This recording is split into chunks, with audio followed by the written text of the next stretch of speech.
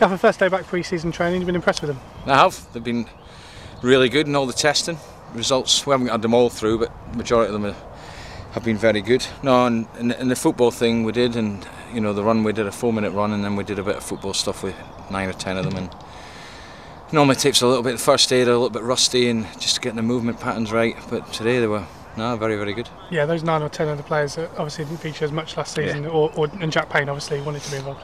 No, the ones it's simple really. The ones that haven't played as many games as others, we've looked at it obviously in great detail and feel that they just need a little bit extra, so they'll do 4 days extra. Jack Payne, off his own back, wanted to do it, which I'm pleased about. He looks really fit, so no, everyone to a man's been really good. Yeah, we started this last season so well with the pre-season programme. Is it difficult to tweak it given the fact that we started so well? No, perhaps the pre-season will probably stay similar.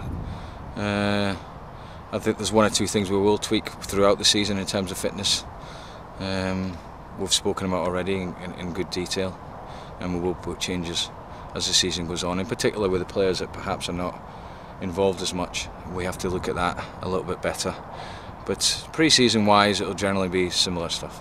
Yeah, the players back in on Tuesday, obviously a full week before the first pre-season games. I mean, then you go to Portugal, so everything's sort of stepping up a bit as you progress. Yeah, normal stuff. You want a couple of weeks under your belt before you start playing any pre-season games. The first game's on the Saturday before we go to Barnet. That'll be 45 minutes each for the players as normal. We may have a game in Portugal, we're not sure about that yet. And then the games come pretty thick and fast, and before you know it, it'll be the 9th of August and you'll be at Rochdale, so it goes very quickly. But no, I'm really looking forward to it. The training ground we're on now at the moment, we should be in that lock stock by the time we come back from Portugal. We're all very excited.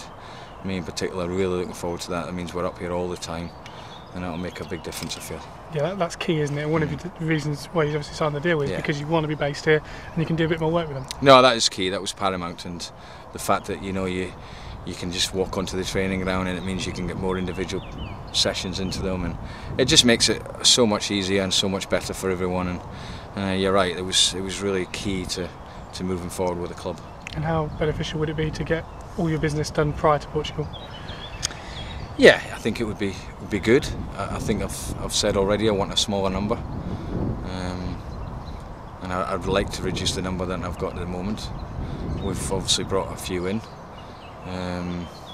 We may want to bring 1 or 2 maybe in, not many more than that.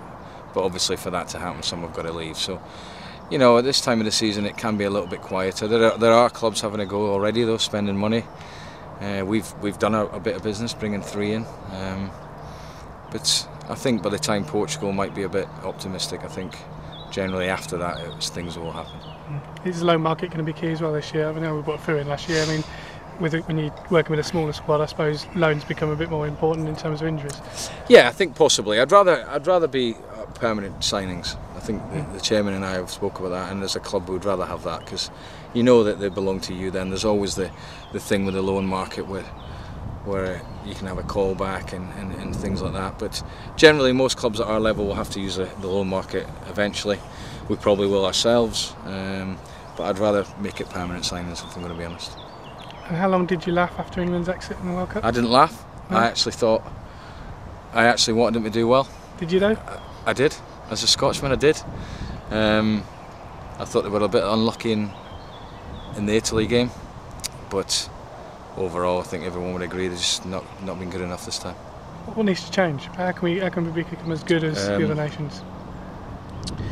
Personally, I think from the ages of 18 to 21 they don't play enough competitive football, nowhere near enough.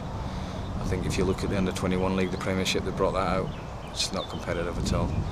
I think from the grassroots we've got to be better. And to be fair, you look at the next tournament coming up, the Euros in 16, the experience some of the younger ones have had.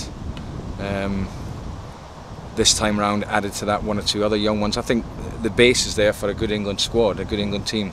They've got some very good young players. I just felt they used that as an excuse too much, to be honest, for this tournament. When you go to the World Cup, you can't have any excuses, and I thought they were disappointing, to be honest. There's too much planning ahead. They should be able to do this tournament. I think they used it as, okay, we've got young players, but other countries have got young players, you know. But I do feel that there is a problem in terms of producing technically the right players, but I think we're getting better at it, and I think that shows. And there's some very good players you know, the obvious ones that everyone would mention. But overall, I think you'd have to say England were disappointing in the tournament.